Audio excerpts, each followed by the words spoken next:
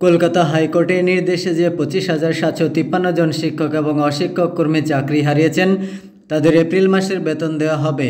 শিক্ষা দপ্তর সূত্রে খবর, শ্রম আইনে অনুসারে এই সিদ্ধান্ত নেওয়া হয়েছে। শুধু তাই নয়, যতদিন সুপ্রিম কোর্টে এই মামলা চলবে ততদিন কারো বেতন বন্ধ করা হবে না। চাকরি বাতিলের নির্দেশকে চ্যালেঞ্জ জানিয়ে ইতিমধ্যে সুপ্রিম কোর্টে গিয়েছে রাজ্য। শিক্ষা দপ্তরের পাশাপাশি স্কুল সার্ভিস কমিশন এবং মধ্যশিক্ষা পরিষদের তরফেও পৃথকভাবে মামলা করা হয়েছে। ফলে বিষয়টি বর্তমানে শীর্ষ আদালতে বিচারাধীন। শিক্ষা দপ্তর সূত্রে জানা গিয়েছে, যেহেতু মামলাটি বিচারাধীন এবং এই 25,753 জন প্রত্যেকেই এপ্রিল মাস জুড়ে কাজ করেছেন, তাই তাদের বেতন দেওয়া হবে।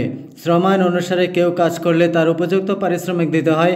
সেই আইন অনুসরণ করেই চাকরিহারাদের এপ্রিলের বেতন দেওয়ার সিদ্ধান্ত নিয়েছে রাজ্য। উল্লেখ্য, এসএসসিতে নিয়োগ দুর্নীতি মামলায় সোমবার 2016 সালের নিয়োগ প্রক্রিয়া বাতিল ঘোষণা করেছে কলকাতা হাইকোর্ট। বিচারপতি দেবাংশু বসাক এবং বিচারপতি মোহাম্মদ সব্বর রশিদের ডিভিশন বেঞ্চ জানিয়েছে, 25,753 জনের চাকরি বাতিল করা হচ্ছে।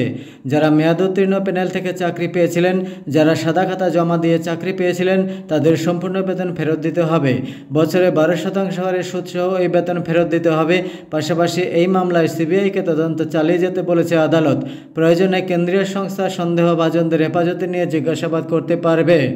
এমনকি রাজ্য মন্ত্রিসভার বিরুদ্ধেও তদন্তের নির্দেশ দেওয়া হয়েছে।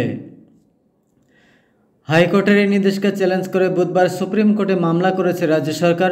তাদের যুক্তি, 5,000 চাকরি প্রাপকদের বিরুদ্ধে দুর্নীতির অভিযোগ রয়েছে।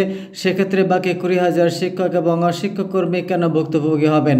কেনই বা তারা শাস্তি পাবেন? কেন সম্পূর্ণ নিয়োগ প্রক্রিয়া বাতিল করে দেওয়া হবে? যোগ্য চাকরিহারাদের পাশে দাঁড়িয়ে মামলা করা হয়েছে শীর্ষ আদালতে।